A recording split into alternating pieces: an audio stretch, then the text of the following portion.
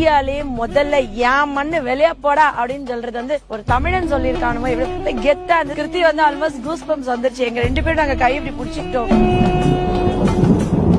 கால அங்க போய் அந்த இதுக்கு மாலை போடும் போது 532 பேரோட ஆன்மா அந்த இடத்துல இருந்திருக்கும், உயிர் பிரிஞ்சிருக்கும். அந்த இடத்துல கால் வைக்கும் உண்மையாவே கூசிச்சு.